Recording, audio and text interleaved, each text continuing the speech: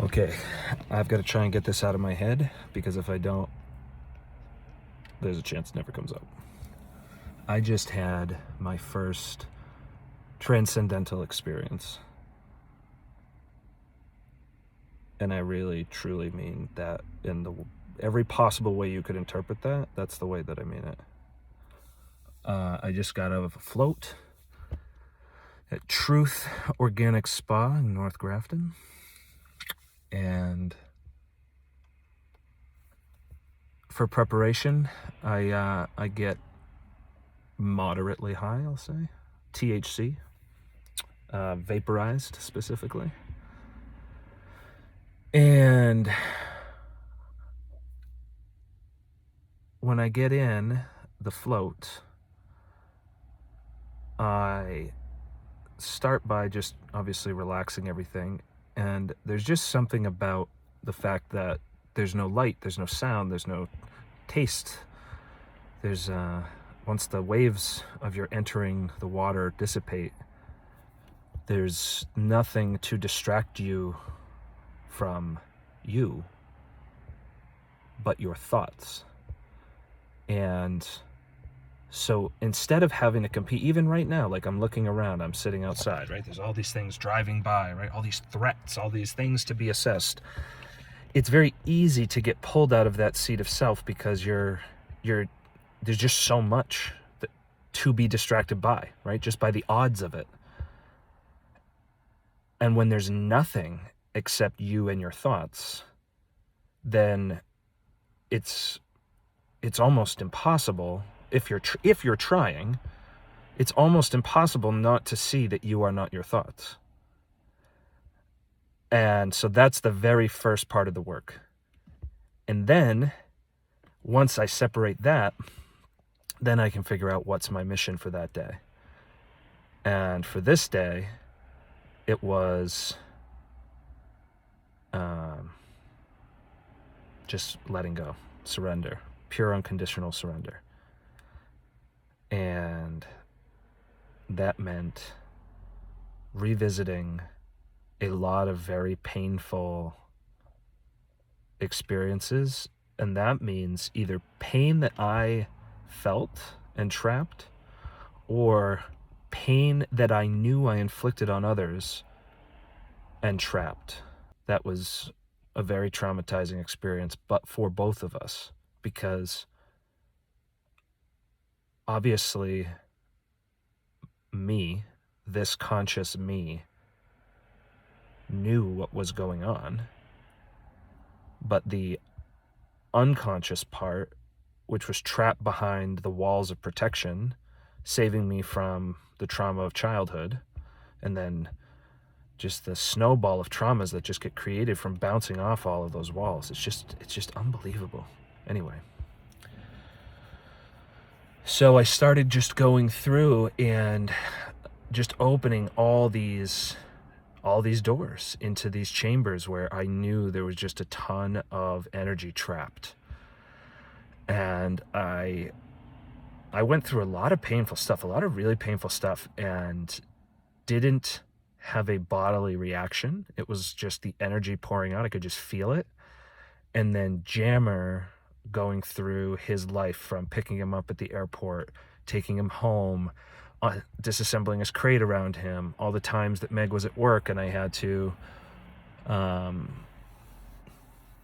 go down and try and rescue him from the frickin' shrubs because he wouldn't come back in, and he'd run around the front, and all that stress, and having to just live a modified lifestyle to care for him. And just, he honestly was the first thing that really forced me to have moments of selflessness, because there was you couldn't bring an energy to him that wasn't pure love and get anything other than a painfully reactive response.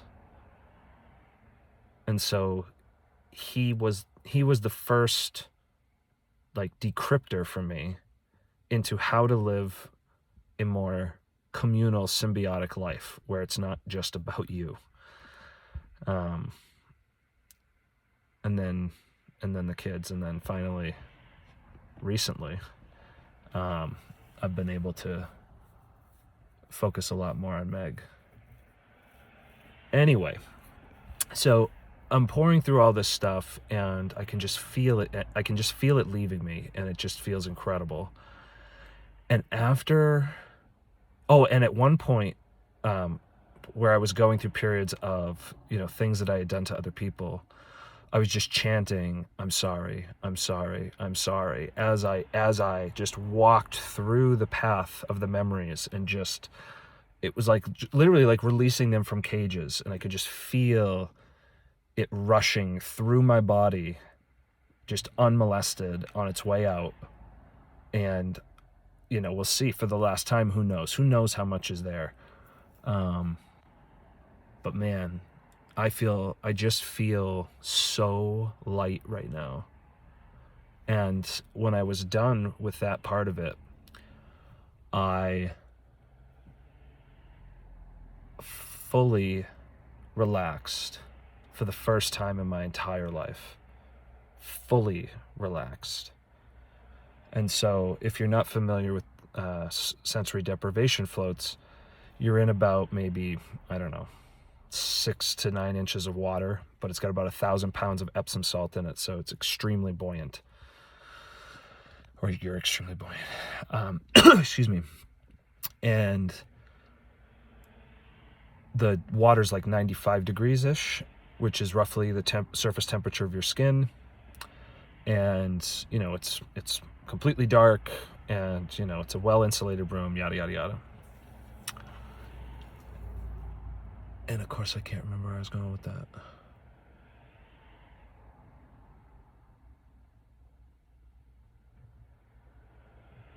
Anyway, I'll just go back to the story, and we'll see if it was where I meant to connect it.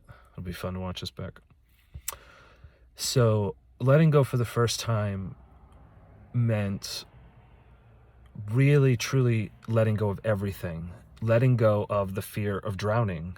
Letting go of the fear of the salt getting in my eyes. Letting go. There was a moment in this whole thing where I got interrupted by thinking, did I overstay my time? Is my session over and I just don't know it? And then I got back to my seat of self, and it was just like, you are having a transcendental experience, and you're worried about whether or not maybe you inconvenience someone for 15 minutes. Like, that's, on any measure, that's just a crazy thing to, like, once in a lifetime, and most lifetimes probably never have the experience, right? It's just so inequitable. Anyway. And there was a point where I felt it was almost like a hatch opened behind me. And I just felt myself fall, similar to how it was depicted in Get Out, I guess, when he falls into the blackness, like away from the reality. That's what happened to me. Like, I could feel myself falling away from, even though I couldn't see anything, like I could feel, that's what the sensation was, falling into something. And as I did that, there was an extremely strong, like, brightness in front of me. Not white light per se, but like a brightness. And as I fully surrendered, and I mean fully, I stopped breathing. And then the longer I was there without breath, I could feel the rest of my system slowing. And I just felt this incredible connection to the infinite. And it was at that moment that I suddenly felt all the energy around me. I can feel it right now, almost. Not quite.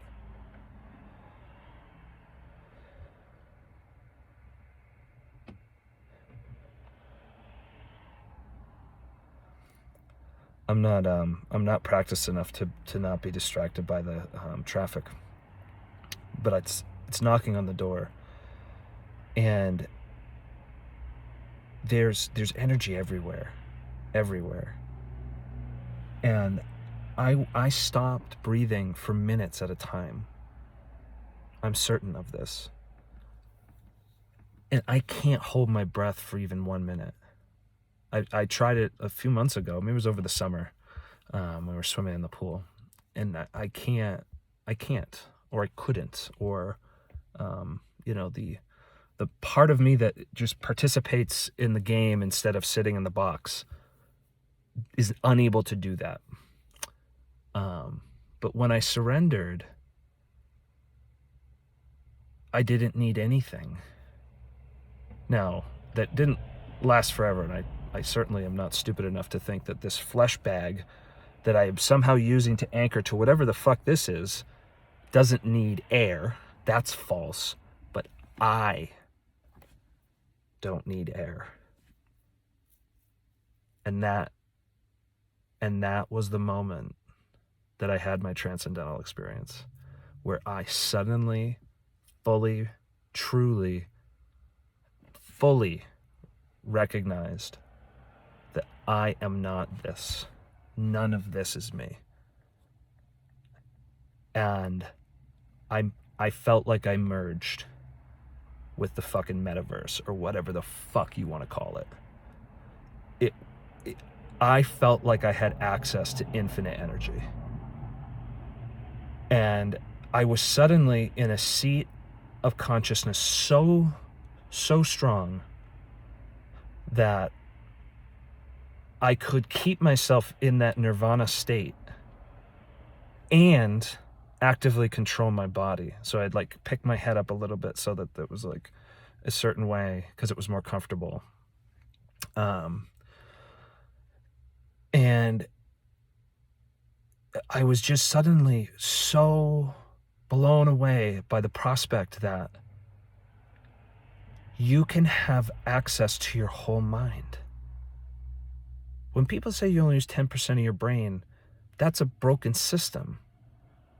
It's a broken system because it means that you are divided between your conscious and your subconscious. And at that moment, I could control everything. I might not know the password to get to the system, right? Like I might not know where to even look to point it, but I know how to breathe. And I'm telling you right now, I could have stopped breathing until I blacked out. Now, certainly, there's no guarantee you're in a state of seat of self when your body stops working, right? Like, who the hell knows what happens with that? So I certainly wasn't looking to go there. But what was really cool is when my flesh capsule needed fuel, effortlessly, without me needing to dictate it, my system took literally just what it needed.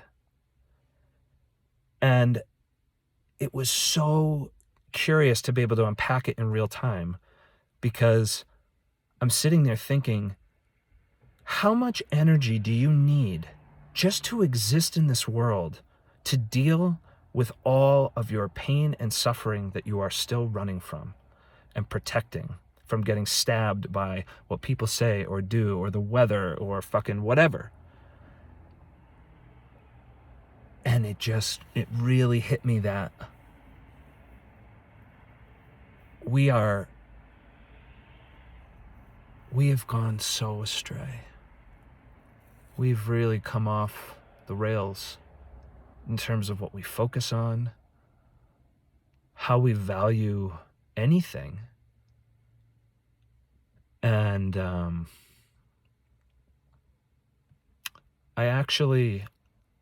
it's actually incredibly inspiring, to be honest with you, because, as opposed to depressing, because what it means is that it is actually all within our control. Because I have to imagine on the other side of this, I mean, I'm like 3 weeks into this journey. On the other side of this, years from now, a decade, 2 decades from now, if I could walk around unmedicated every moment that I'm awake, in the state of absolute clarity, peace, and power, I can't even fathom what I could do. I cannot even fathom it. I can't even explain how, and when I say power, I don't mean power in the way that like I feel strong, or that I feel like I can like I'm bigger or better than something else, right? Like a me versus that. I just mean like I felt capable. Like I just had everything I ever needed. And it was just me. There was nothing else there but me.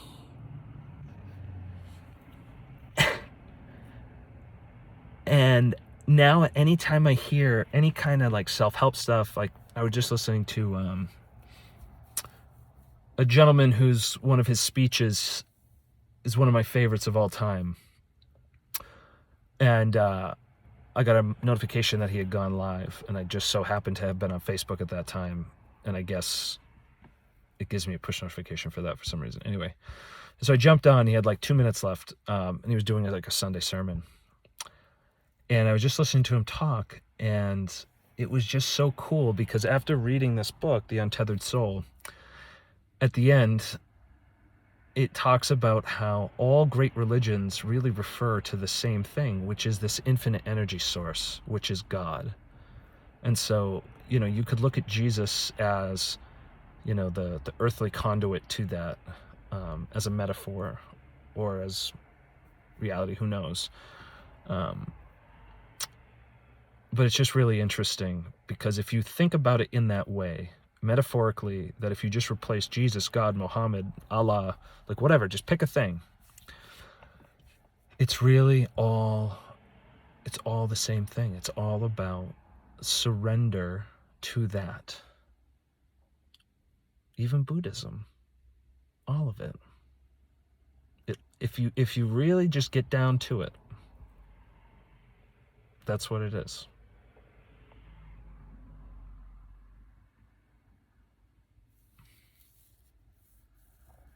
Anyway, I talked the owner into giving me an unlimited float plan.